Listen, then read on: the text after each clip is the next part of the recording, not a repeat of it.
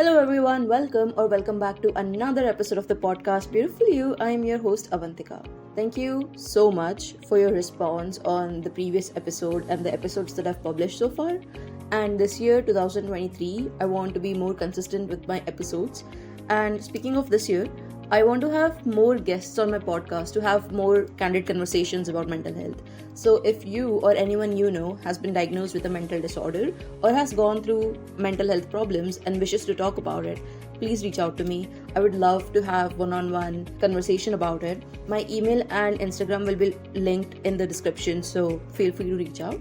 Your comfort will be my utmost priority. So if you wish to talk about it but want to remain anonymous, that is something that we can do as well. So far in my experience, I've noticed that it's one thing when you are spreading awareness about certain mental health disorders or anything related to mental health, but there is another when you have a one-on-one conversation with someone who has actually gone through it. Those are very two separate types of conversations, and it's really insightful to actually talk to someone who has been through different things. So yeah, if you know anyone who would be willing to come on my podcast as my guest, please let me know. Reach out and we'll connect soon on that.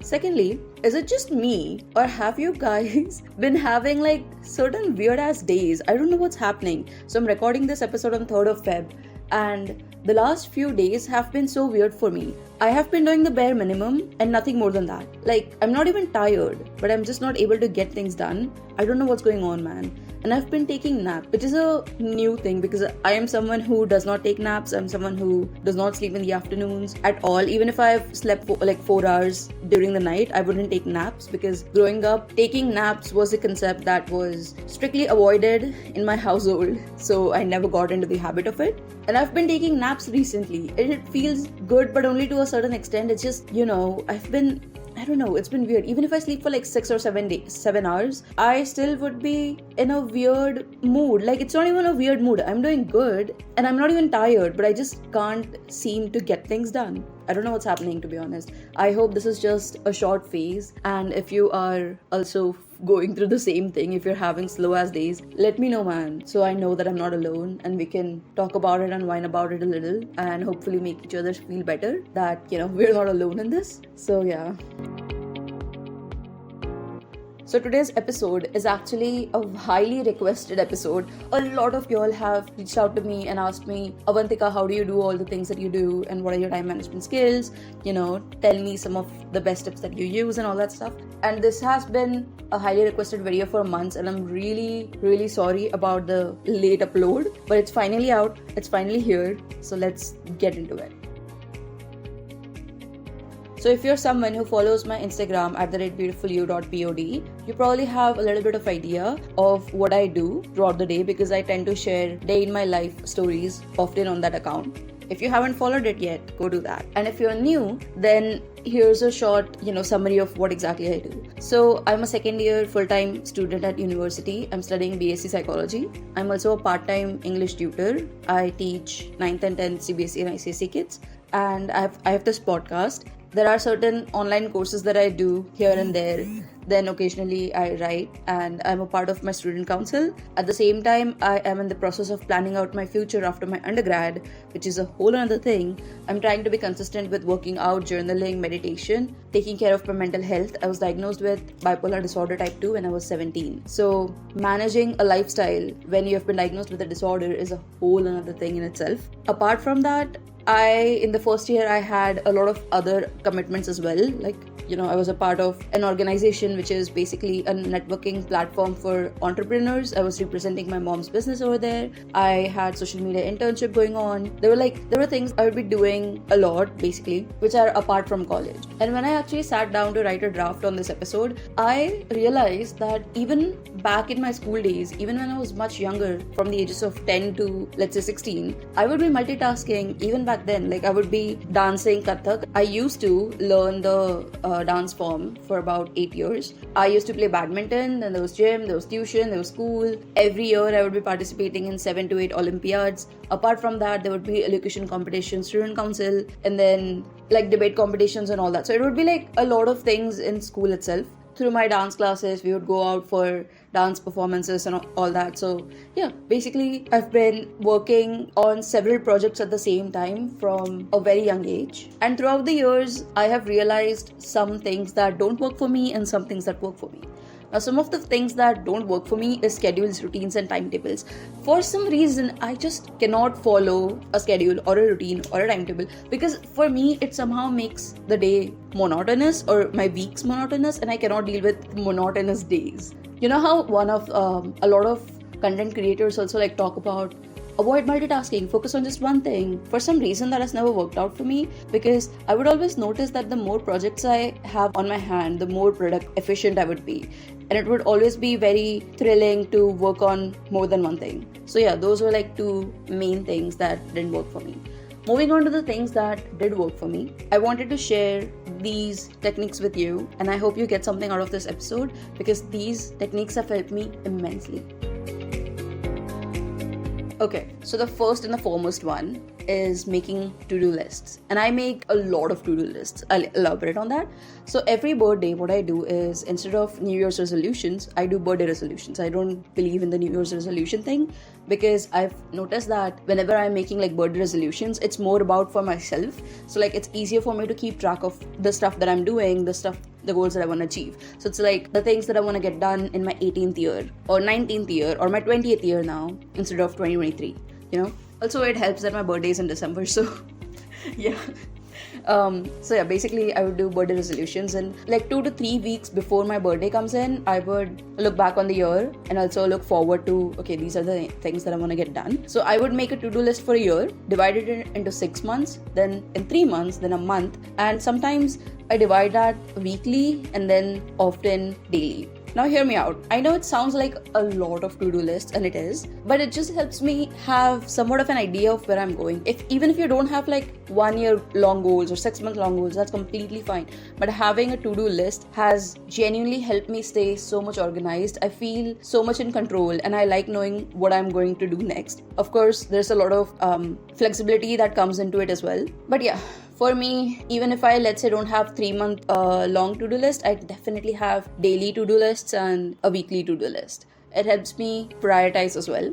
There's a whole another matrix called urgent important matrix. It is also known as Eisenhower matrix. This will help you prioritize your to-do list based on the level of urgency and importance of each task. So basically you divide all of your tasks into 4 different categories. First one being important and urgent, then important and non-urgent, then non-urgent but important, and then non-important and then non-urgent. The fourth one is basically the one that you delegate to others, or try to avoid it because it's not urgent or important. So yeah, if you follow through this urgent important matrix, it can actually help you because it's simple and effective, at least at the beginning of the to-do list. There's another one technique that I read in Eat That Frog. There's a book called Eat That Frog by Brian Tracy. That was one of the books that I came across, I think, when I was in 8th or 9th grade. And there are like 21 ways to stop procrastinating and, getting more work done in less time. When I was reading that book, I realized that I am doing pretty much most of the techniques that he has mentioned in the book. So I didn't really learn a lot from that book. However, if you are someone who wants to stop procrastinating and wants to learn how to get better with time management and, being more efficient, that is a book that I would definitely suggest. The second tip is, it's also along the lines of making the to-do list, but this is also very important. Adding the smallest thing on the to-do list. Okay, I'll give you an example. Do you ever experience those slow days when you're so incredibly unmotivated, when you don't want to do anything, you're trying to push yourself mentally, but you just can't physically make yourself do it, right? You just don't feel like doing anything, but you also need to get certain things done, at least the bare minimum, so work doesn't pile up too much. On those days, what I do is add the smallest thing there is that I have to do in the list, and then as I tick things off, it makes me feel more accomplished. So it's like it gives my brain a certain boost, which is like, okay, you know what, I'm getting things done, this is not that bad, let's just take one step at a time. Sometimes literally it's like baby steps. I'll give you an example. Let's say I have to do a lot of chores, right? Instead of just writing chores, which is what I would usually do on the days that I'm fairly productive, on my slow days, I would mention all the chores. For example, sometimes I would even go up till, okay, if I have to like clean the house, instead of writing clean the house, I would write clean bedroom, clean kitchen, clean, living room and stuff like that. If I have to run some errands, I would mention all the errands that I have to run. And then once I'm done with that thing, I will just, instead of just ticking one thing, which is run errands, I would be ticking like, 4 or 5 things that I did. Another example of this technique is, so instead of writing work on a new podcast episode, I would break it down into create draft, record an episode, edit the episode, publish the episode, and then market it. So like even if each task takes about 30 minutes to 3 hours, it doesn't matter. Like I would try to be as specific as I can be. So at the end of the day, I feel like, okay, I'm getting things done. So it's like, it puts me in that momentum of work.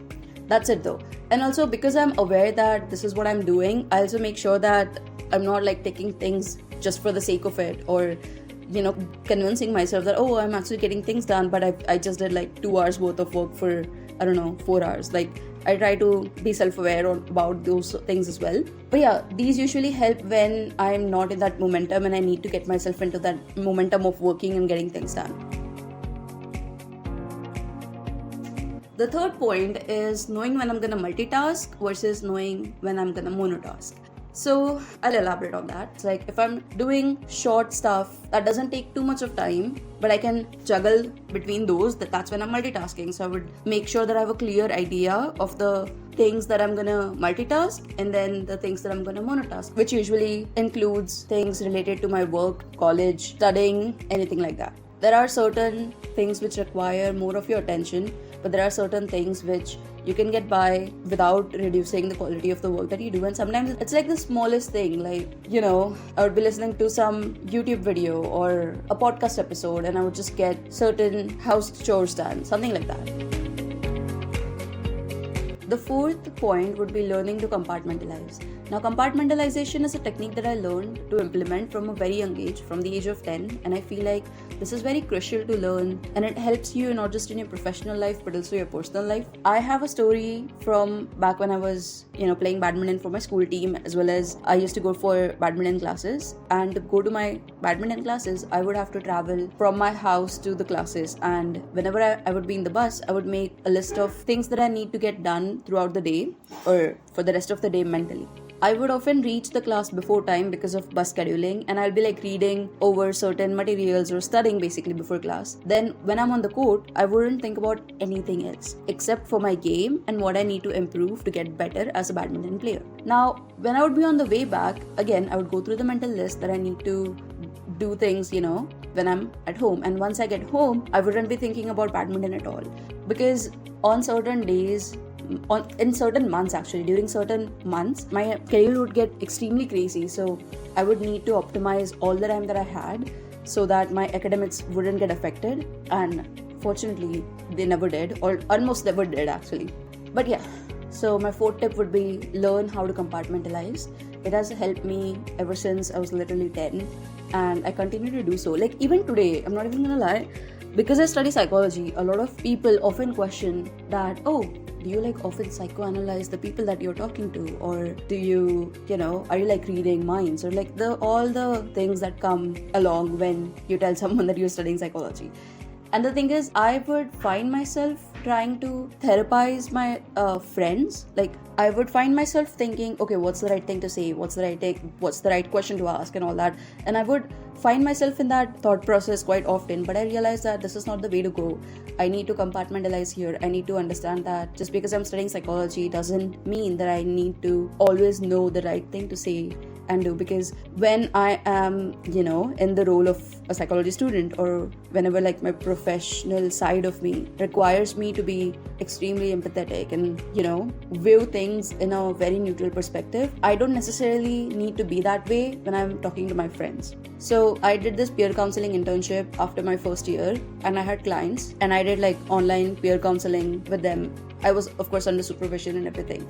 So I had learned how the basic counseling skills work, and I was putting that into execution. That is when I had experienced this difficulty that, okay, I need to understand that when I'm talking to my friends, when I'm engaging in personal conversations with like people who I know personally, I don't need to be in that role. So now I really don't find it that difficult, because sometimes I'm just learning a concept in class and I'm not always indulging in, okay, what does that mean with this person, that person? Of course, there are certain cues that you pick up on when you talk to people, because when you're studying psychology, it's like you start to learn and understand better how people act or why people act the way they act, or just about human behavior in general.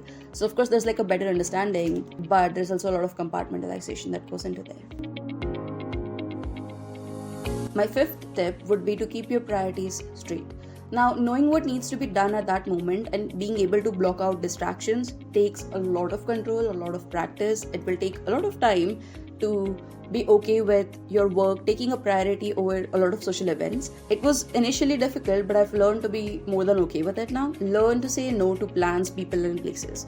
It could be a little uncomfortable in the beginning, but knowing why you're doing it, knowing your whys for whatever it is that you do, will go a long way in helping you with it. So sometimes what would happen with me is that I would want to socialize and go out with my friends, but I would have to say no to those plans or people, or sometimes I would make commitments prior, but then something happens in, let's say, my tutoring job. So if the students get a new timetable and I need to take more of their classes, or I notice that they're slacking and I need to have a class or two extra with them, or they have exams coming up and they gave question papers, so I have to like correct those test papers and I need to give it back to them as soon as possible. So I would have to say no to the social events because I would need to take classes, which initially got a little frustrating, because even on days where I just wanted to relax, even on Sundays, my weekends usually get busier for some reason. So yeah, sometimes I would have to wake up at 8 and take an early class, something like that. So it's like, it gets a little hectic and overwhelming when, you're constantly checking your priorities and saying no to social events, because I so badly want to go to that particular event or hang out with my friends, but I wouldn't unfortunately be able to do that. So yeah, keeping your priorities straight has helped me with time management for sure. And that being said, make sure that you have enough time to have a social life.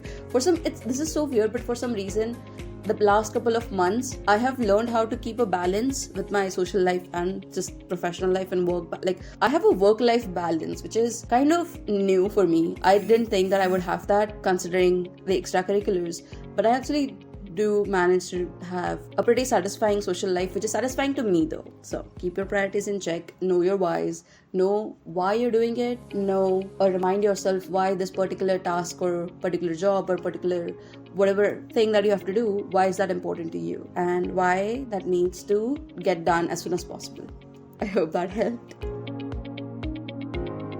Okay, last but not the least, develop self-care habits. I cannot emphasize on how important this is. I talk about this in detail in another episode. I go into depth about how I develop self-care habits which help me reach my higher potential. They include, fancy things like face masks and massages and solo dates, but they also include going to therapy, taking accountability for the hurt that I've been through, which is not even my fault, cutting people off, forming boundaries, showing up to gym on days I really don't want to, taking medications regularly even though I dislike taking medications a lot, and advocating for the things that I'm passionate about. So yeah, it's a huge topic to cover and we'll dive into it in another episode. The thing is, when you're well rested and in tune with yourself, it is much easier to keep your momentum flowing and manage your time efficiently. So highly encourage developing self-care habits which work for you.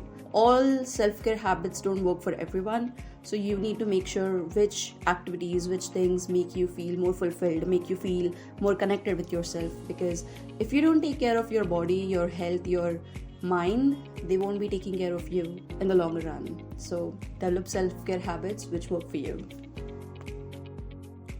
That is all for today. These are the 6 techniques, tips, whatever you want to call it, that have helped me with time management immensely.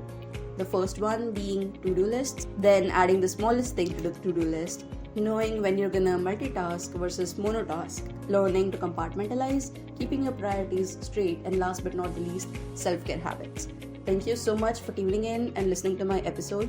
Please let me know if you or someone you know wants to advocate for mental health, wants to share their journey. My email and my Instagram will be linked down in the description. I would appreciate feedback on how I could do better, what kind of content that you would like to hear about. Follow my Instagram @beautifulyou.pod to get more updates about the podcast. And also, if you're listening to this podcast on Spotify, please rate my podcast. It would definitely help me reach out to more people who are like-minded, who are into self-development and mental health awareness. If you're watching this episode on YouTube, please make sure that you subscribe, like, comment, and all that jazz. I will see you guys in the next episode. Again, thank you so much for tuning in. I love you. Please take care. I'll see you soon. Bye.